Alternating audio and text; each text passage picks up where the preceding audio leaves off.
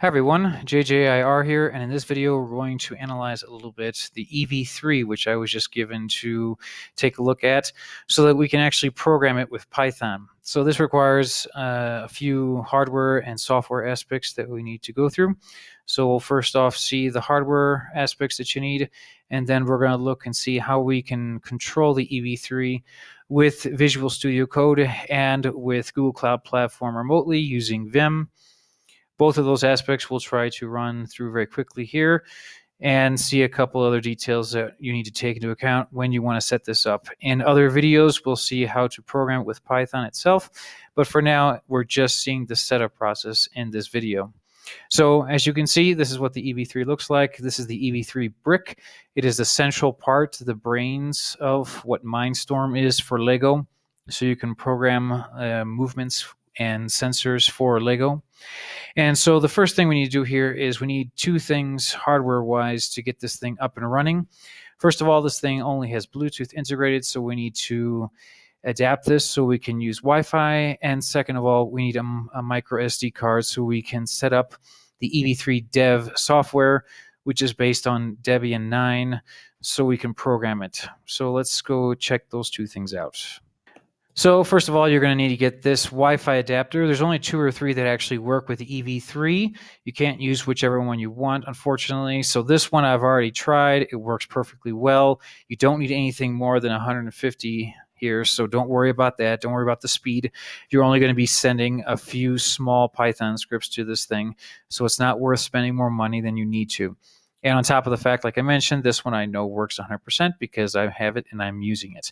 So this is the first thing you'll need to get so that you can actually give the EV3 Wi-Fi capabilities and to be able to control it on your network and remotely through Google Cloud Platform later on.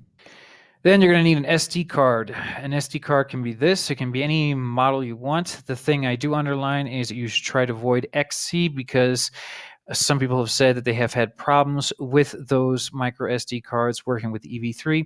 So I have one that's similar to this. It's actually a SanDisk one, but you can use Samsung or SanDisk or whatever brand you want. But just to make sure it doesn't go any higher than HC because you may have problems with it. So you can experiment with anything higher with an XC one, but just be ready that this may not work. So this one I know will work. And the other thing that you need to keep in mind is I would highly suggest you not go any lower than 4 gigabytes here. So they actually say in some web pages you can do 2, but I would highly suggest sticking with 4 and above. So 32 is an overkill, so to speak, but that's what I'm using right now. But you can use between 4 and up in regards to setting this thing up.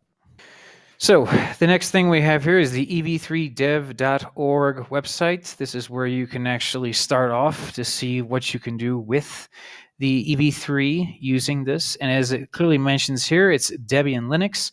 This is the newest one is under Stretch, so you shouldn't have any problems with that either. But basically, this is where most people start off when they're going to set up the EV3 for developing something with Python. So we're not going to worry about this right now because we've already taken the pieces out you need from this website so you can actually jump it. We're actually going to go to the website you really need to start with, which is this one. This is where you're going to download the software that you need to set up the EV3 for development. So I just made this guy bigger so you guys can see. As you can see, the newest one was set up on the 23rd of October 2019, so this is actually fairly recent. And the one you're going to want is this one here, where it says Snapshot EV3DEV Stretch EV3 Generic. This is the one. And all you need to do here is just click on this and it will download. I have my notifications off, but it will begin downloading that. And as you can see, it actually tells you how big that's going to be. Now, the first thing we have a problem with here is that this image is zipped with XZ, which is not something we're going to be able to use. I'm actually on a Chromebook right now doing all of this from a Chromebook. So the problem here is that we're going to, after it's downloaded, transform this XZ file to a zip file because, unfortunately, the image burner that I have only works with zip files. So if you have an image burner that works with XZ, you don't have to do what I'm going to do next. But if you don't have something that works with XZ, then the next web page that we're going to open up is going to fix this problem for us. So again, I'm on a Chromebook, and we have this wonderful web page that's called Archive Extractor. And once you have the file downloaded, all you have to do here is go to Choose File, and you're going to choose the one which is the XZ file here. So once you click on this guy, he's going to open up. As you can see, I've already done this process, but just for the sake of argument here, we're going to click on him and then click on Open. And then what that's going to do, we're not going to wait for this, just so you guys know, but basically it's going to upload it. And this is one of the few pages that I found that will actually, it takes something this big and upload it so you can transform it. But essentially, once that's done, it will automatically transform that into a zip file. And as soon as you're done with that, all you do is click download, and it will download that file. So we're going to cancel this right now because we don't have time to wait for it. But just trust me, as long as you wait for this thing to upload, it will transform it. You click on download, it will download the zip file, which is what we need. So the next thing here is we actually have this already transformed and downloaded. So as you can see here on the Chromebook, it indicates very clearly that this is a zip archive, and this is exactly what we need to actually burn it into our wonderful micro SD card. So once you have the SD card in there, you should see it on this side. It says storage device. Keep in mind that anything and everything that you have on this SD card will be erased when you do this process, because there's no way of using it parallel to what you're going to add here.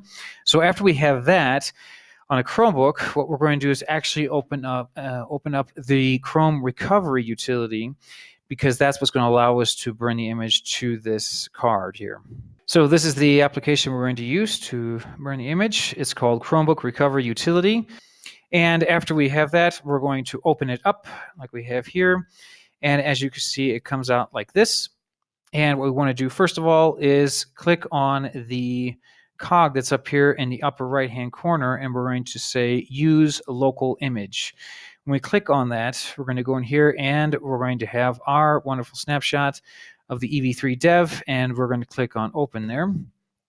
And then afterwards, we're going to select the SD card that we have, so which would be this one here.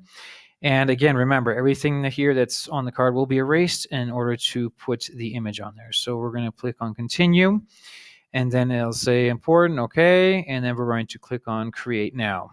And as you can see, it's going to unpack and then get this guy ready to go. Just so you guys can see, it takes about 2 or 3 minutes to do this, and I've seen that more or less that is the case. So this will be done in a few minutes, and we'll come back when it's finished. Okay, so that guy finished off, and as you can see, it says Success, your recovery media is ready to go. So we now have our wonderful image ready and to go to install in our EV3. So we're going to go here and click on Done, and afterwards, we're going to go into the Files app here. So we're going to eject that. And now with that, it is ready to go and to be put inside the EV3. Okay, so we now have our EV3 here in hand. And as you can see, it's exactly the same as you saw in the image at the beginning of the video. If you check it out, you can see we have the buttons here, the main buttons of the EV3 that we'll check out in a second here. But the most important part here is the 2 entrances here, which is we have the USB here, and then we have the SD card here. So we're going to stick our wonderful EDIMAX Wi-Fi adapter here, as we mentioned before, and we're going to pop that into the USB-C entrance here, making sure we don't damage it in the process. So we're going to pop him in there. So he's ready to go. And then we're going to take our micro SD card here, and we're going to pop that into the SD card slot here. And then that's ready to go. So those 2 things are ready to get up and running. And then we're going to go over here to the EV3, and we're going to turn him on. Just as a side note, right now I'm using a rechargeable batteries here, as you can see. And the reason for this is because I didn't have the cable to actually charge this up with the rechargeable battery that comes with the EV3. So in this case, you can either use the rechargeable battery that it has or these AA batteries. Either one is fine. So we're going to go over here, and we're going to click on the center button here to get this guy up and running. As you can see here, It's doing its thing. And now this does take quite a few seconds to get going. This is not something that happens in 2 seconds. It's going to go through the entire process. Good. So as you can see, it finished off. It took about a minute or so. And it's going to stay Brickman here. And voila, now we have our options here. So there's not too many options. And all we have to do here is go down to wireless and networks to get things set up. And we're going to go to Wi-Fi here. And then we're going to click on powered. Again, we're going to click on the center button to do that. And then once that's powered up, then we just go to start scan to looking for Wi-Fi networks. And in this case, we found one. We're going to use the JJ one here. Oh, I think he disappeared here. We're going to have to find him. There he is. And we're going to click on this guy. It says JJ. And then it's going to give you the option to connect. So here it's going to ask you for the passphrase. We're going to click on the center button again to go into the possibility of adding something here. So right now, it basically you just use the arrows to go up and down to select things. If you need the numbers, for example, you can go up here to the number bar. And if it doesn't click on it, you just have to go up and then back down again. That was a weird thing I found out about this guy. So if it doesn't select the first time, just go up and then go back down. And then you can move yourself around with the left and right arrows here. So you can click on that, and then what I'm going to do right now is I'm going to put the password for the Wi-Fi in, and then we'll jump back in once I have that set to go. Okay, so after we put the password in, you just click on, you go over to OK, click on OK, and then you click on down to click on accept, and then it will say that it's trying to connect, and then it'll say status, and it'll say it's online. So now that we have that, it's going to be quite hard to see here. But the most important part here is that there's an IP address at the very top there. And that IP address is a private IP address, meaning it's not connected publicly to the Wi-Fi. And we're going to see how to solve that problem when we use the Google Cloud Platform. But that IP address, which you can barely see here in the video at a certain angle, is what we're going to use to set up our connection, our SSH connection to this guy to be able to set him up. So now we're back at the laptop, and we'll see this in 2 parts. The first thing we're going to do is to check out how to connect this guy in Visual Studio Code, and then we're going to see the more hackable way of doing this by SSH, which I find much easier. And then we'll finish off by actually connecting the EV3 to a Google Cloud Platform so you can actually connect and program the EV3 remotely wherever you are in the world in relationship to the EV3. So let's first of all open up Visual Studio Code. We have this guy already ready set to go up here. Okay, so we made the application a little bit bigger here so it's easier to see. And the first thing we need to do here is obviously go to the extensions part in Visual Studio Code, and then we're going to literally type EV3 so we can find what we can connect. And as you can see here, we have Lego Mindstorm project templates, and then we have the EV3DEV browser. Now, this is what we'll use that later on, and we'll see that when we start programming in another video. But for now, the only thing we need to do is connect him. So the only thing we need here is the EV3DEV browser. And as you can see, for some weird reason, there's 2 versions here, and we're going to grab the newer one. So we're going to click on him, and we'll install this guy. Okay, so now that he's installed, we need to actually open him up so we can start looking for our EV3. So if we go up here to the thing that says Explorer, the icon here, then if we go all the way down, you're going to see that we have an EV3DEV device browser. We can click on that guy, and then we have here, click here to connect to a device. So we'll click on that. And then as you can see, we have searching for devices, select a device, or press escape to cancel. I don't see my device. We're going to click on that. And then here, we're going to enter a name for the device, press enter to confirm, or escape to cancel. We're going to put a name. So we'll just put EV3 test for right now. And then we're going to click on enter. And here, we're going to put the IP address that we had in the section beforehand when we were looking at EV3 and the IP address that came out there. So after we've put in the IP address, we're going to click on enter here. And as you can see, it turns yellow here for now. And we have to wait till this guy connects. And as you can see, it connects and it's green. So what basically this does is allows us to have a confirmation that we are now connected through Wi-Fi to the EV3. it's very important to underline that you must be on the same network. So the same network we use to connect the EV3 to Wi-Fi has to be the same network you are connected with your laptop in order for this to work. If you try to connect to two different networks, it's not going to work, so please keep that in mind. Then this arrow pointing downwards, we can see status here, we see battery, and then we can see home, a little bit of what we can see within the EV3. So this brings us to the first part that we need to see, which was how to connect this thing to Visual Studio Code. This is the graphical part, and from here, all we have to do is begin to set up the software part of this so we can actually pass Python scripts to the EV3s to make it move and work and whatnot. But we want to continue on right now and doing this in a more hackable manner, which is through SSH, through a terminal, and then through Google Cloud Platform, so we can actually have full control of this. So for now, we're going to stop here and pass on to a terminal. And by the way, if you want to disconnect the EV3, all you have to do is right-click it and then click on disconnect here. You can actually go through an SSH terminal from here, but we're going to do it the old-fashioned way through a normal terminal. So we're just going to disconnect here, and from here we'll pass to the terminal. Okay, so we are now in a terminal here. This terminal is actually in an Ubuntu container that I have here on the Chromebook, and I will make another video explaining how you can have various Linux containers side by side with the normal Linux container that's Debian for the Chromebooks. This is actually pretty awesome because you can have different containers doing different things. And for right now, I have this as Ubuntu 1910. So that's what I'm using here as a container.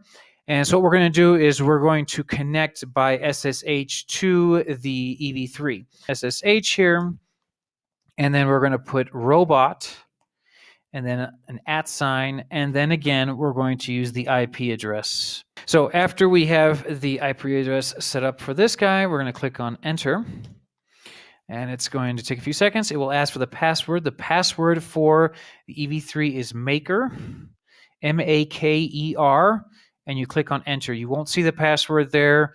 You just type it in, and then voila, we are now SSH'd into the EV3. So similar to what we did with the VS Studio Code, now we have the possibility of jumping in directly by the terminal into the EV3. Then we just click on clear here and we're ready to go, and we can do similar programming stuff that we're going to do in Visual Studio Code right here as well. So that's another awesome thing.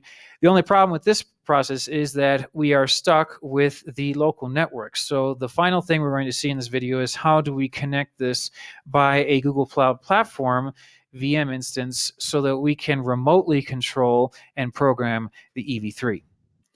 Good, so we're in the Google Cloud Platform here. I have a video on this, so I'm not going to go through this in this video. This is the only thing we want to do in this video is to show how we connect to the EV3 remotely. So if you want to see that, I'm going to leave it as a card in the upper right-hand corner here, so you can click on that and hop in and see how you can set up your own personal virtual machine instance here. So presupposing you've already seen the previous video about this, we're going to jump right in here. And we're going to click on the SSH here, which will allow us to jump into the Google Cloud Platform virtual machine instance here. So we're going to click on that. And that's going to open up this here. And we're going to transform this into a tab because I like working in tabs. So I'm going to bring this guy. And as he's opening up, we're going to pop him over here right next to the normal one because we're going to need them both. And this guy is going to connect. And we're going to make him bigger. We're going to clear here, make this guy bigger. There we go. Okay, so just to clarify here, so this one that says my name here, this is the virtual terminal here, which is in Google Cloud Platform, and this one is the local one here. So we're going to clear that one up. And so we have both of these here ready to go so we can do the process. So unfortunately, to start this off, we're going to need a local terminal. You can't use the Google Cloud Platform terminal directly from the beginning, but you'll be able to use it afterwards. So the first thing you need to do is make sure you have both terminals up and open so you can do this process. And then afterwards, you're going to go to your local terminal, and we're going to reconnect into the EV3. So here we're going to do the exact same thing as we did before. We're just going to pop up twice, and we're going to click on enter here. And we're going to paste the password, like I said, is MAKER, maker, so we can hop into that. And then once he's in there, we're going to click on clear here. And this guy is now in the EV3. So the first thing we want to do is we're going to click on apt-get install screen, which is what we're going to use to allow us to actually keep connected by SSH to the EV3 even when we close this down, because what we want to do is actually start our connection from Google Cloud Platform, and we can't do that unless we have this. So we're going to click on that guy and click on enter, and we're going to let him install this. Okay, so the first thing I did here is I forgot my sudo. We always have to put our sudo in there, so probably the easiest thing to do is just hop it back up here, go to here, sudo, click on enter, and now we have to put in the password, click on enter, and it will allow us to install that if it's not installed already. So sometimes this is already there. In this case, we're just making sure that we have no problems with the screen. So it's downloading what it needs, and then we're going to let it finish installing. It says screen is already the newest version, so we didn't have to worry about that. So after we have that ready and installed, we can clear this again, pop it back up here. After we clear everything, we're going to type screen here to start a screen instance so that this can be run in the background. So we're going to click on space here, space, and then we're ready to go. So as you can see, this changed color. Instead of green, it's now white. Not a problem. That's what we want. And now what we're going to do is we're going to connect this to the Google Cloud Platform. But it's very important to underline that before you can go on from here, when you are in this area here, you actually have to go and click on your VM instance to edit this. And after you click on this, then you're going to click on edit up here. And after you click on edit up here, you're going to go all the way down to where it says SSH keys. And you need to edit these guys. And you need to add the public SSH key of your EV3 to make sure this works. So for right now, we don't have anything here, and we have to add this here. Otherwise, there's going to be no way that this will actually connect. So the first thing we need to do here is we need to set up the SSH keys. So we're going to do SSH-keygen, click on enter.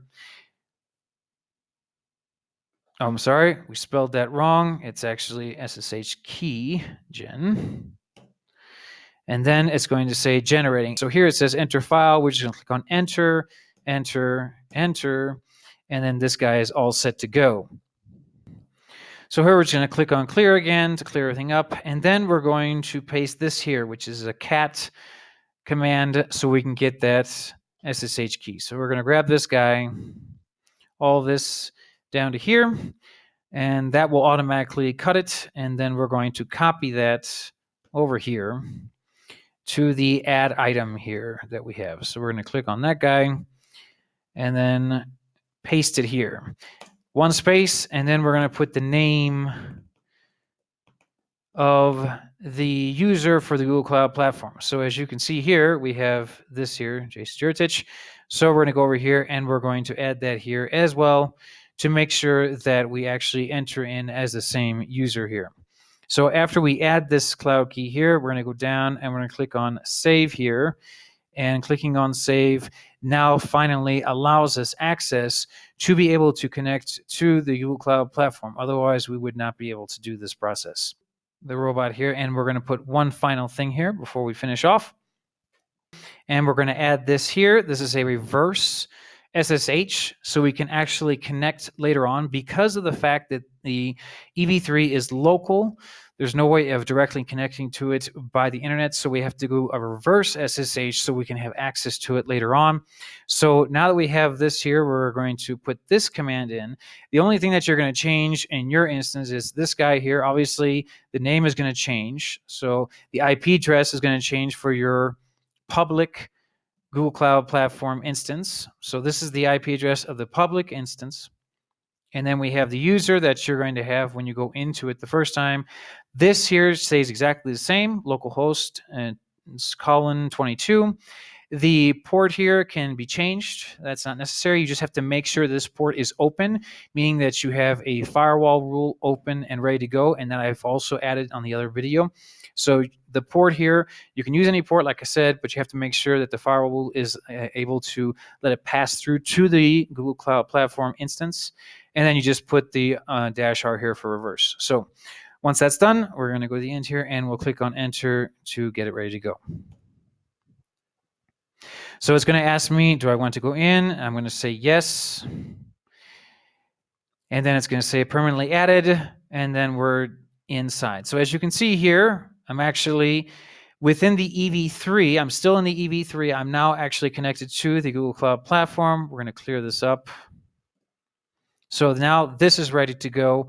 And this is the first part that we have here. So what we want to do here is we're going to click on Control A and then D, not all connected. We click on Control A and then let those go, and then click on D so we can actually have this screen instance working in the background. So even though I close this up, it'll still be working. So we're going to click Control A and then D. And as you can see here, we know the screen is working because it says detached from. So that means it's in its own little world and it's working by itself. So I don't have to worry about this anymore. I can click on exit here and we're set to go. So he's done. So now pretending that this guy, we're back in the normal Ubuntu 1910 root here. We don't have to worry about him anymore. So we can go here now to the Google Cloud Platform terminal that we were in before. And here we're going to put in something else so we can actually connect. So here we're going to put in this here. And be careful because the Google Cloud Platform terminal does not use Control-Shift-V to paste. It's just Control-V, which is sort of weird, but that's the way it is. The port here has to be the same that we used before. And then we're going to put robot, and then we're going to put local host here. And then we just click on enter. Then it's going to ask for the password. We're going to put maker again. And we're going to click on enter. And as you can see, we are now very clearly connected remotely, and we can be connected to the EV3 in any part of the world by this process. And now we can start programming by SSH the EV3 wherever we want to. And this will also work if you do the same process. If you already have the Google Cloud Platform set up, if you have an SSH already connected to the Google Cloud Platform on your iPad, on your iPhone, on your Android, you can also do the exact same thing as long as you have a terminal application. For example, in iOS, you can use Blink, and on Android, you can use Termux. So for Apple, like I said before, for iOS rather, you can use this application which is called the Blink Shell, which is an awesome application for iOS so that you can jump into a terminal remotely. And here you have Termux, which is basically the same thing, awesome application for Android. Both of these applications can be used to enter into your Google Cloud Platform, and then from your Google Cloud Platform, you can connect to the EV3 anywhere you want. We finally finish off by clicking on exit here so we can leave that. And now we're back in the Google Cloud Platform. We don't need that anymore. And this one's already out, so we don't need this anymore. So the only thing we need to do is jump back into the EV3 from our local connection to close the screen instance that we have, because that's still running in the background. So here what we're going to do is we're going to go back into our EV3. We're going to put in the password, which is always maker. Now you can change that later on, but the idea here is that this is going to be used for kids and for other things. So unless you're going to do some major serious programming here, it's not as important. But the generic password that this operating system, the EV3DEV, a Debian modified operating system, has is maker at the beginning. So now we're in the robot. We're going to clear that. And what we need to do is we need to click on screen, or actually type screen-R, and that will bring us into the virtual screen, the screen instance that we had open. We're going to click on exit here, and then we're going to click on exit again, and that will kill the screen, and the screen says screen is terminating, so we don't have to worry about that screen anymore. And that's how we finish off the process of disconnecting from this remote process that we had in the background. So this basically covers everything that we need to see in regards to connecting the EV3 to the internet. And like I said, in another video, we'll go through and see how to program this guy with Python. If you guys have any questions or comments, please leave them in the comment section below. If this video helped you get more involved with EV3, give us a thumbs up, give a like, and subscribe. And if you need anything else in the future, please let me know by the same comments. Take care.